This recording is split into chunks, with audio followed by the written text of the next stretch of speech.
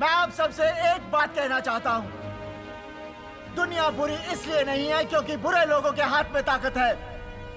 दुनिया बुरी इसलिए है क्योंकि अच्छे लोग एक साथ मिलकर अपनी ताकत का सही इस्तेमाल नहीं करते। सिंह साहब दी ग्रेट का ये डायलॉग आपने सुना होगा कि जब तक सही लोग मिलकर के आवाज़ नहीं उठाएंगे, जब तक गलत लोग अपने वाला गलत काम करते रहेंगे। बहुत लंबे समय तक मैं खुद इस बात को लेकर के सोचता था कि कोई जो कर रहा है उसको करने दो, हमें क्या, हम तो गलत नहीं कर रहे हैं। लेकिन दोस्तों, जब आप सही के लिए आवाज़ नहीं उठाते हो तो ये समझ लेना कि गलत लोगों को उससे ताकत मिल रही है। आपने तो ये कह दिया कि मैं गलत थोड़ी कर रहा हूँ, मैं इसका हिस्सा थोड़ी हूँ। आपने ये कह के अपनी साइड तो ले ली, लेकिन आपके ये बात कहने से उन लोगों को बहुत ज़्यादा ताकत मिलती है जो लगातार गलत काम करते हैं। एक यूट्यूब कंटेंटर थी तनु रावत, जो कई बार एक माथे पे हिंदू तिलक लगा करके बड़ा ही वल्गर डांस करती थी और वो उसको कंटिन्यू कर रही थी। तो एक बार ऋषभ, जो एक बहुत अच्छे यूट्यूबर हैं जो काफ़ी अच्छी जानकारी देते हैं, एक बार उन्होंने उसके खिलाफ एक बार आवाज़ उठाई थी और उसके बाद वो बिल्कुल स्टॉप हो गया। तनु रावत ने अभी हाल फिलहाल में एक और वीडियो डाली। एक मूवी आ रही है लव सेक्स और धोखा पार्ट 2। और जैसे मैंने पहले कहा था ना पिछली वीडियो में कि प्रॉब्लम ये नहीं है कि वो वेस्टर्न मूव्स कर रही हैं तिलक लगा के। प्रॉब्लम ये है कि जो लिमिट है ना, ये पुश होती चली जाएगी जब कोई बोलेगा नहीं, और ये पुश हो रही है, दिख रही है। जाके उस वीडियो को देख लेना, तीसरी चौथी पांचवी वीडियो होगी फिलहाल के टाइम के हिसाब से। और उसमें जो गाना है कि कांटा चुभा दिया, और पीछे की आवाज भी सुनना, उसमें आह आह करके आवाज आ रही है। और बहुत लंबे टाइम से लिबरल प्रोपेगेंडा यही तो चल रहा था कि भाई मैं क्या कपड़े पहनूं, मैं मंदिर में क्या कपड़े पहन के जाऊं, मेरी मर्जी। ये सारा कुछ भाई, हम भी पढ़े लिखे हैं, आप पिछड़े समझना चाहते हो समझ लो, लेकिन ये सारा कुछ नहीं होने देंगे भाई। तनु रावत जी को भी ये मैसेज है, बड़ा ही प्यार से मैसेज है कि आप या तो तिलक रिमूव कर दो या फिर वो वल्गैरिटी को इंक्लूजन मत करो, वरना तो फिर हमें ट्विटर ट्रेंड्स लाने पड़ेंगे, हम आज वीडियोस अपलोड करेंगे यूट्यूब पे, हम वो सब कुछ करेंगे जो हमारे बस में होगा। इस अवेयरनेस को फैलाने के लिए कि आपने फॉलोअर्स और पैसे कमाने के लिए तिलक और तुलसी की माला और जो भी आप इस्तेमाल करते हो उन सब का इस्तेमाल किया है। आप सभी साथियों को याद होगा, लास्ट ईयर मैंने एक पोस्ट डाली थी जिसमें मैंने संदीप महेश्वरी और कैरी मिनाटी के बारे में लिखा था। आपको याद है, कैरी मिनाटी ने एक बार संदीप महेश्वरी को रोस्ट किया था और उस पर संदीप महेश्वरी ने बड़ी आपत्ति जताई थी। उन्होंने उनको अपने कम्युनिटी पे आकर के थोड़ा सा ये कहा था कि भाई आपने गलत किया या डिसअपॉइंटेड वगैरह कुछ उनको कहा था, क्योंकि कैरी मिनाटी ने संदीप महेश्वरी की नकल करके कुछ वल्गर बातें कही थी जो संदीप महेश्वरी को बिल्कुल भी पसंद नहीं आई। मैंने यहाँ पे ये कहा था कि संदीप महेश्वरी वही शख्स है जिसने इसी कैरी मिनाटी को अपने शो पे चीफ गेस्ट के तौर पे बुलाया था। 30-40 मिनट का वो होता है इनका प्रोग्राम, जिसमें किसी को भी उठा करके बुला लेते हैं और वो अपना ज्ञान आकर के पेल जाता है। क्या संदीप महेश्वरी को नहीं पता था कि कैरी मिनाटी क्या कह करके क्या कंटेंट डालता है और कैसे उसके फॉलोअर्स बढ़े हैं? जिस आदमी के पास अपना कोई टैलेंट नहीं है, वो आकर के गालियां बकने लग जाओ, उल्टी सीधे बातें करने लग जाओ, उसके फॉलोअर्स अपने आप बढ़ जाएंगे, क्योंकि नेगेटिविटी पॉजिटिविटी से बहुत ज़्यादा गति से फैलती है। आप कुछ भी अंट संट आकर के बोलने लग जाओ, वो आप पॉडकास्टर बन गए। और क्या संदीप महेश्वरी को इस बात की खबर नहीं थी? उन्होंने उसको बुलाया, उसके साथ काफ़ी कुछ ड्रामा हुआ 30-40 मिनट का। फिर उसी कैरी मिनाटी ने जब संदीप महेश्वरी को रोस्ट किया तो संदीप महेश्वरी को बुरा लग गया। यहाँ पर गालिब का एक शायर है, जलते घर को देखने वालों फूस का छप्पर रात का है, आग के पीछे तेज हवा, आगे मुकद्दर आपका है। उसके कत्ल पर मैं भी चुप था, मेरी बारी अब आई, मेरे कत्ल पर आप भी चुप हो, अगला नंबर आपका है। जब खुद के ऊपर आती है तो हम फिर वहां से बचने की कोशिश करते हैं। अभी हाल ही में आपने एक घटना और देखी होगी जहां पर लास्ट ईयर संदीप महेश्वरी और विवेक बिंद्रा के बीच में एक अच्छा खासा दवंद युद्ध चला था ऑनलाइन। दोनों एक दूसरे को गलत ठहराने में लगे हुए थे, दोनों के बीच में एक बहुत बड़ी जंग छिड़ गई थी। पूरा यूट्यूब, इंस्टाग्राम, सोशल मीडिया इन्हीं को फोकस कर रहा था। और मैं यहाँ पे एक चीज़ देख रहा था कि ये वे लोग हैं जो लोगों को गीता के बारे में बताते हैं, जो लोगों को रामचरितमानस के बारे में बताते हैं, जिनके करोड़ों फॉलोवर्स है, नेशनल नहीं इंटरनेशनल लेवल फॉलोवर्स हैं। और ये लोग खुद आकर के बच्चों की तरह लड़ रहे हैं। तो ये जो ज्ञान पेलते हैं आकर के ऑनलाइन, जो बताते हैं कि आदमी को संयम रखना चाहिए, चीज़ों को अच्छी तरह से हैंडल करना चाहिए, दिल पे नहीं लेना चाहिए, मामले को शॉर्ट आउट करना चाहिए, ये खुद आकर के एक दूसरे की धज्जियाँ उड़ा रहे हैं। उस दिन से मैंने इन लोगों को सुनना छोड़ दिया था, इनको अनसब्सक्राइब कर दिया था। धीरे धीरे सोशल मीडिया से पुराने न्यूज़ चली जाती है, नई न्यूज़ आ जाती है। अभी जो रणबीर इलाहाबादिया या जो कुछ भी ड्रामा हुआ है, मैं आपको बता देता हूं कि मैंने आज तक इन लोगों का एक भी पॉडकास्ट नहीं देखा है, एक भी मैंने इनका वीडियो नहीं देखा है। मैं इस बात को लेकर के ये नहीं कह रहा कि मेरे एक ना देखने से इनको क्या फ़र्क पड़ेगा। दोस्तों, फ़र्क पड़ता है। एक एक व्यूज़ से, एक एक कंटेंट से, एक एक लाइक से बहुत फ़र्क पड़ता है।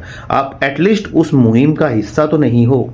आप किसी को भी बुला लीजिए। अपने आचार्य प्रशांत जी बोलते हैं कि ये एक नया भारत है। आप 2 माइक रखिए, 2 कुर्सियां लगाइए और किसी को भी अंट को बुला लीजिए, वो आकर के वहाँ पे ज्ञान पेल जाएगा। उनकी चाहे पर्सनल लाइफ में उनके में कितना भी बुरा हाल उनका हो रहा हो, चाहे उनकी वाइफ से उनकी ना बनती हो, चाहे उनके बच्चे उनकी ना सुनती हो, चाहे सामाजिक लेवल पे उनका कुछ भी हो रहा हो, लेकिन वो ऑनलाइन आओगे तो वो दुनिया भर की आपको क्वांटम फिजिक्स, आपको यूनिवर्स की फिजिक्स, अध्यात्म, आपको ज्योतिष शास्त्र और पता नहीं क्या क्या ज्ञान आपको दे जाएंगे, जो शायद आपको कहीं सुनने को नहीं मिलेगा।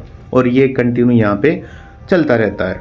अब इसी में आप देखेंगे कि ये जो अभी मीम छुड़ी हुई है, रणबीर इलाहाबादिया, आशीष चिंचलानी, एक कोई समय रैना करके है और एक 2 लड़कियां और हैं। मैं रियलिटी बताऊं, मैंने इन लोगों के नाम ही पहली बार सुने हैं जब ये 3-4 दिन से खबरें आई हैं, क्योंकि इनके बारे में जानने, सुनने, समझने के लिए पहली बात तो मेरे जो मैं स्क्रॉल करता हूँ ना, उस तरह का इनका वीडियो कोई आता ही नहीं है।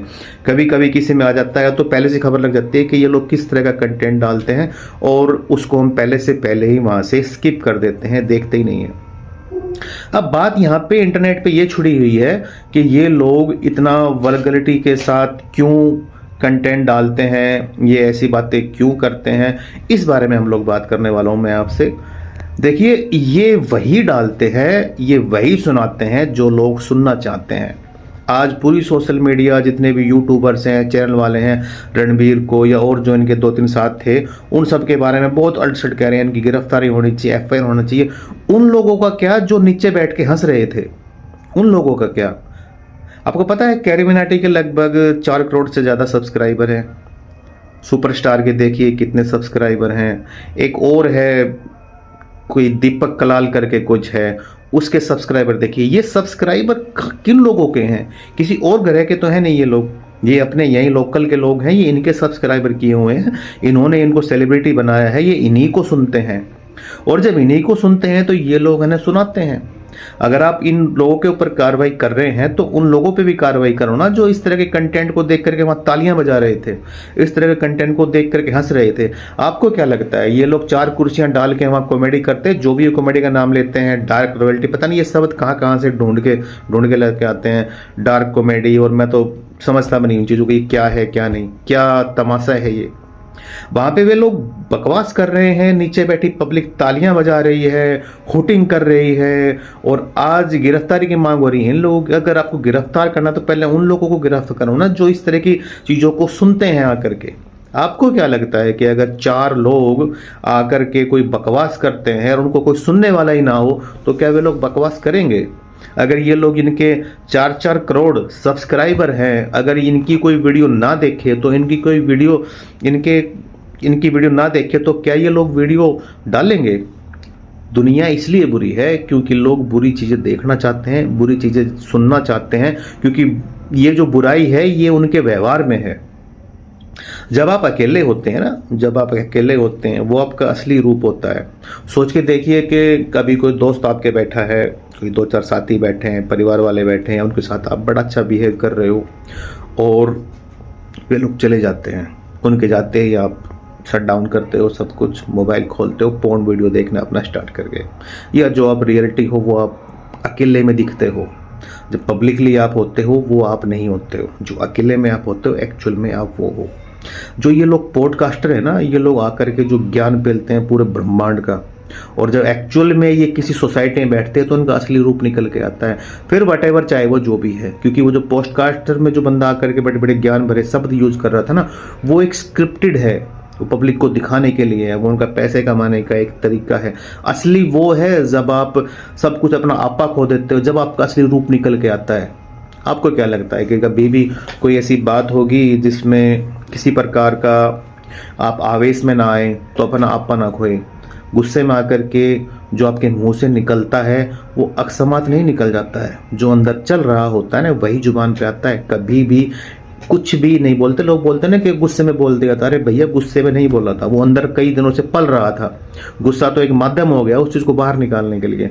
जब ये इस तरह की कॉमेडी होती है, जिस तरह की ये जो बकवासबाजी होते हैं, वहाँ आपका असली जो अंदर का जानवर है ना आपका, वो आपका निकल के आता है और वो आकर के असली आपका रूप दिखाता है कि रियलिटी में आप ये हो। वो जिस दुनिया में आकर के आप ग्लैमर की दुनिया में आकर आप ज्ञान देते हो ना, वो आपकी रियलिटी नहीं है।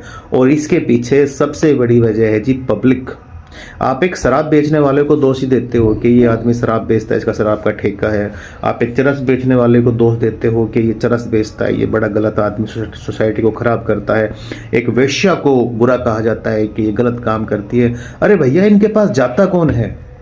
इनके पास इसी सभ्य समाज से जो लोग हैं वे जाते हैं, वाइट कॉलर, जिनकी सबकी वाइट कॉलर है, ब्लैक कॉलर इनको बता दिया जाता है। असली गुनहगार ये पब्लिक है जो इनके पास जाती है। तुम जाते ही क्यों हो? जाना बंद कर दो, सुनना बंद कर दो, ये अपने आप खत्म हो जाएगा।